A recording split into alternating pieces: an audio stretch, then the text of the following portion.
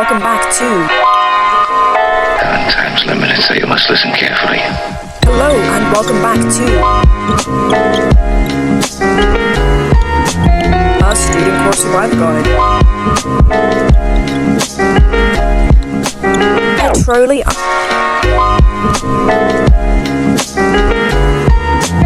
Mina Donishvar.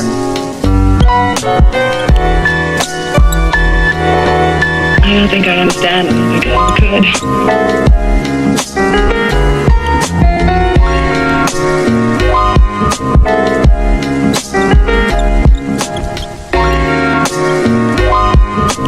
And we're here to make learning petroleum just a little bit easier.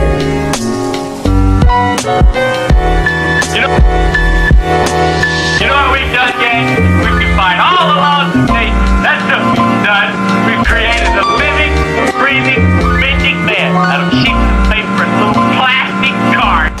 Today, we're going to focus on API gravity. We introduced this in our density topics video, but we felt it deserved a video of its own. So, let's recall. We defined API gravity in terms of specific gravity and vice versa. I'm also now including in terms of density as a useful conversion. So, who is the American Petroleum Institute and why do they matter? Founded 60 years after the first American oil well, the API is a trade association representing all facets of the natural gas and oil industry. It was founded March 20th, 1919 as an answer to / to streamline the process from the National Petroleum War Service Committee of the First World War to afford a means of cooperation with the government in all matters of national concern, to foster foreign and domestic trade in American petroleum products, to promote in general the interests of the petroleum industry in all of its branches, and to promote the mutual improvement of its members and the study of the arts and sciences connected with the oil and natural gas industry. Its first standards were published in 1924.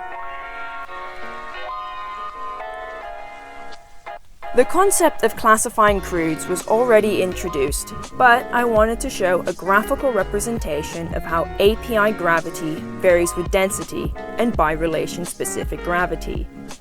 API gravity increases with decreasing specific gravity and density. These relations lead to extremely high API being linked to liquid natural gas, NGLs, / condensed natural gas, CNGLs, as the light weight is comprised of the shortest hydrocarbon chains, such as methane. Condensates contain other light ends, such as propane and butane.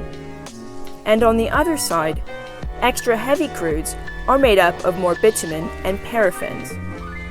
The Brent crude and West Texas Intermediate, WTI, that most often flash on the stock market screen are examples of light crudes, having APIs of 38 and 40 respectively. And as the global price benchmarks, the closer your field's crude is to the oil benchmark, the closer to the stock market price you can sell it for, making light crudes the most desirable. Oil sands, tar sands, crude bitumen, and bituminous sands are all names that can be used to describe a fluid below 10 API. The last figure I looked in depth at claimed that these sorts of crudes needed a barrel of oil to trade for more than $60 to break even, due to the extra energy needed for extraction. Natural gas trades separately from crudes, which is why APIs of higher values does not equal trading for more money. Another crude / gas property that affects its selling price is the amount of sulfuric acid and carbon dioxide it contains. Both Brent and WTI are called sweet crudes, since the contents are below 0.5%. And that's just because sour crudes, above that sulfur content, require additional treatment and refining. For further context, the U.S. Energy Information Administration published the 2015 and 2016 API gravity distribution of crude oil produced from the lower 48 states. They further break down the crudes produced from 3 states: Texas, North Dakota, and California. For context, I went to CNBC to get the New York Mercantile Exchange Tuesday 15th of October 2019 market values. This morning, Brent was trading for $59. West Texas Intermediate is trading $6 below the Brent at $53. The volume shows that more WTI is to be traded for November 2019 than Brent crude for the same. And here is the natural gas values. Since the stock rarely trades above $5, high APIs are less economically desirable. Note that gas trades by energy content. The trade price is how much 10,000 million BTUs of gas is worth. This is equivalent to about 10 million cubic feet of gas, whereas a barrel of oil's energy content is approximately 5.8 million BTUs.